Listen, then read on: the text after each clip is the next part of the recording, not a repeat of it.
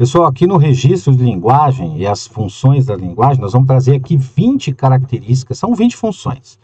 Eu vou trazer palavras-chave para você montar mapas mentais, porque os textos são relativamente longos, né, cada slide aqui, mas com palavrinha-chave para você montar mapa mental para identificar cada tipo ou cada função de uma linguagem específica aqui, tá? Então, a literária, feita por escritores, tem enredos literários, eles são ricos em conteúdo cultural, né, e também coloquialismo. São expressões, é possível também usar expressões rebuscadas ou expressões vulgares, tanto faz, tá aí o exemplo, ó. Em um lugar em La Mancha, cujo nome eu não quero lembrar, não faz muito tempo, que um fidalgo daqueles, tá vendo? Ele vai misturando aqui, ó. Então, uma linguagem literária que traz relativa a poesias, a poemas. Aqui é bem simples. Formal. Linguagem formal também muito conhecida, linguagem acadêmica ou profissional. Ela traz aqui especificamente o uso da norma padrão e ela vai repudiar completamente qualquer tipo de coloquialismo. Por exemplo, faz-se necessário que medidas sejam tomadas no sentido de alterar o calendário dos eventos. Então, uma linguagem bem formal, a utilização da norma padrão da língua portuguesa. A informal, ao contrário, é uma linguagem natural, uma linguagem popular, linguagem cotidiana. Ela é usada de uma forma inconsciente, né? Às vezes apresenta alguns tipos de gírias também, né? Mas uma linguagem formal, ela também é fácil ser identificada. Por exemplo, cara, hoje o dia foi pesado. Claro que todo mundo entende o fator da mensagem aí. Já a linguagem artificial, bom, aqui é o seguinte, ela é usada para comunicar de uma maneira diferente da informal, porque ela busca atingir um objetivo específico, né? E, portanto, ela é criada de tal maneira que serve para expressar aspectos técnicos, tem a ver com aspectos técnicos aqui, né, que geralmente são difíceis de entender numa linguagem natural. É o tipo de linguagem que se desenvolve deliberadamente dependendo das necessidades daqueles que a usam. Não é uma linguagem espontânea, portanto, ela não é usada numa comunicação cotidiana. Olha os exemplos aí. Linguagem matemática, por exemplo, aquela cujo princípio é comunicar conceitos e definições matemáticos previamente definidos, então tem a ver com conceito aqui, né? Linguagem de programação, aquela que busca estabelecer uma comunicação clara entre computadores e vários sistemas de computador. Então, a chamada linguagem artificial tem a ver com conceito. A científica, claro que ela é produzida por cientistas. E eles trazem ali, o objetivo principal é expressar as suas ideias e conhecimentos. E normalmente esse texto ele é apresentado por meio normativo. Então ele pode ser usado em diferentes atividades ou campos da ciência e tem como objetivo transmitir informações. Olha o exemplo aí. No cérebro humano existem neurônios, células que transmitem sinais elétricos e químicos, tá? Que é uma linguagem bem científica, né? Claro que o autor aqui é um cientista que conhece essa informação. Linguagem oral, linguagem falada, né? A linguagem falada normalmente ela traz sentimento, ela traz um pensamento, traz uma ideia. A palavra falada ela pode ser composta por mais sons, né, do que palavras, por exemplo. No entanto, pode fazer sentido. Para que seja, né, para que tenha sentido, ela deve ser organizada, né, adequadamente em relação às outras palavras. Tem exemplos aí, ó, chamadas telefônicas, nas quais há uma conversa entre remetente e destinatário, a leitura dos votos de um casamento, por exemplo, né, a reunião de pais numa escola, narração de uma história de pai para filho, uma palestra motivacional em uma organização. Linguagem escrita, obviamente, aquela que é transcrita, tem uma representação gráfica, que é semelhante à linguagem oral, só que de forma escrita. E também organizada para que a expressão faça sentido, né? Por exemplo, senhores, estamos aqui reunidos para que possamos discutir as diretrizes da empresa. Icônica, né? Como o próprio nome diz aí, ó, ela é muito baseada em ícones, né? Segundo a definição do dicionário Wise da língua portuguesa, ela é um signo, né? Esse ícone é um signo que apresenta uma relação de semelhança ou analogia com o objetivo que representa, né, como uma fotografia ou uma estátua, ou um desenho figurativo, por exemplo, né? Então, olha só o exemplo aí, ó. O desenho de uma faca e um garfo cruzados indicam proximidade de um restaurante. Isso é uma linguagem icônica.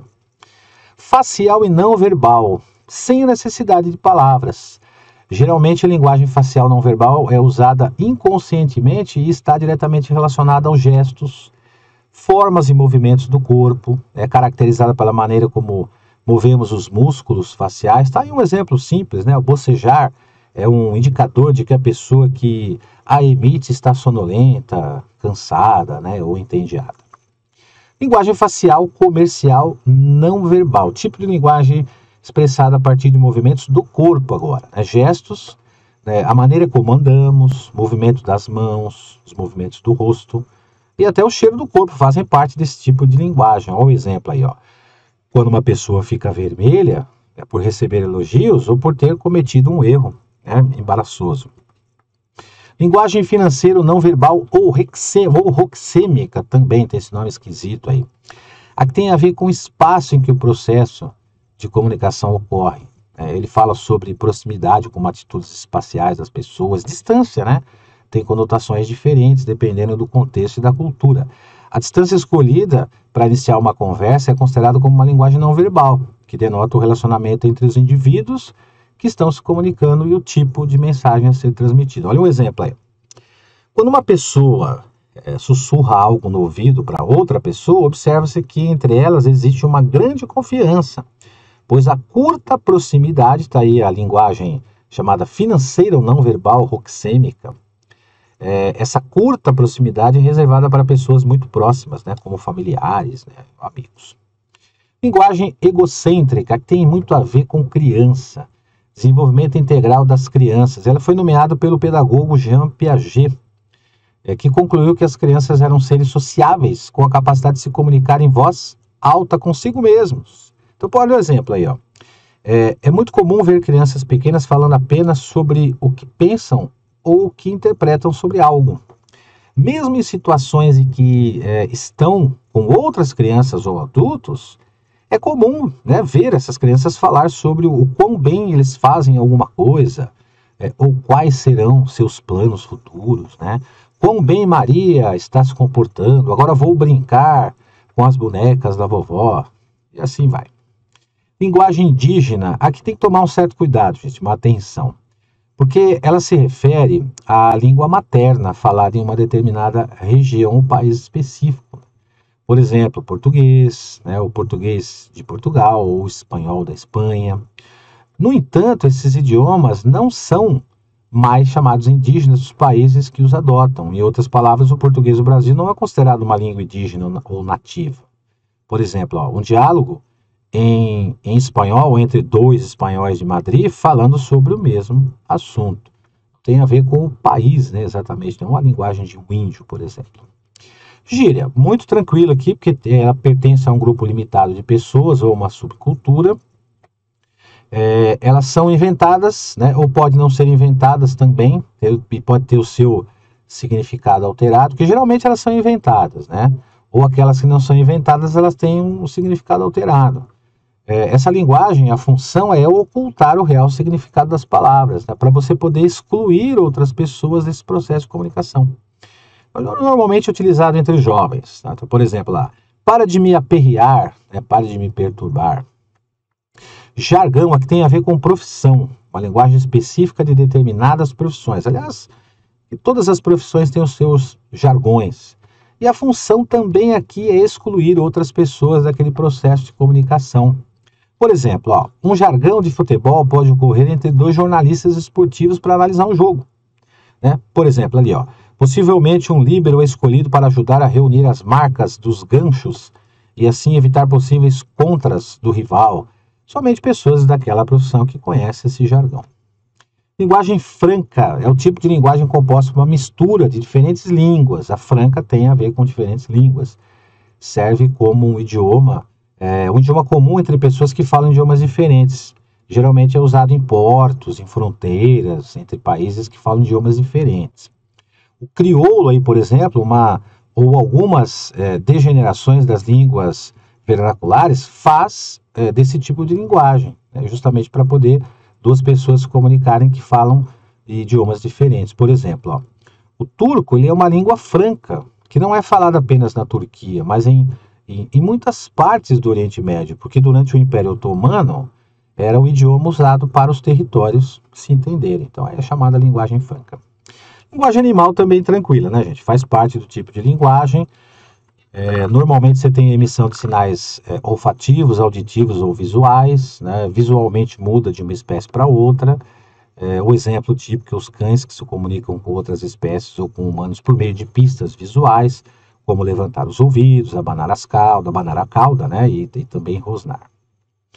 Dialeto é uma maneira de falar com base em fatores sociais ou geográficos. Por exemplo, nós temos aí o chamado andaluz, que é um dialeto muito definido da Espanha, e é caracterizado por seu ceseu ou cisco, encurtamento de palavras. Então, também dentro do idioma nós temos aí os dialetos. Aqui um tipo de linguagem que é pouco conhecida, mas é uma linguagem simplificada, é o chamado pidgin, que surge dos esforços de pessoas que falam diferentes idiomas para se comunicar. Ele foi desenvolvido para facilitar a comunicação entre pessoas que não possuem idioma comum. Aliás, aqui, o pidgin, ele é muito parecido aqui, voltando um pouquinho, né? Aqui, com uma linguagem, não a chamada indígena, mas a chamada linguagem franca, aqui, confunde um pouquinho aqui, porque é uma mistura de diferentes para outras pessoas poderem entender, mas ele tem uma característica específica. Aí está o exemplo, o chinook, ou chinoque, ou wawa, é uma gíria que vem da combinação de palavras nocta, francês, inglês e chihalis. Então, uma linguagem mais simplificada para que as pessoas consigam se entender também.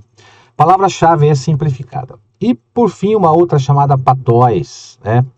Que é uma variedade linguística não padronizada como crioulo, dialeto ou pindim também, né?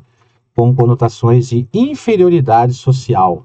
Então, na Jamaica, por exemplo, em outras ilhas do Caribe, o patuá, né?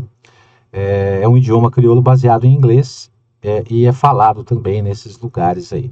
Então, tá aí. Então, as principais aí formas de linguagem para vocês aí. Fechou.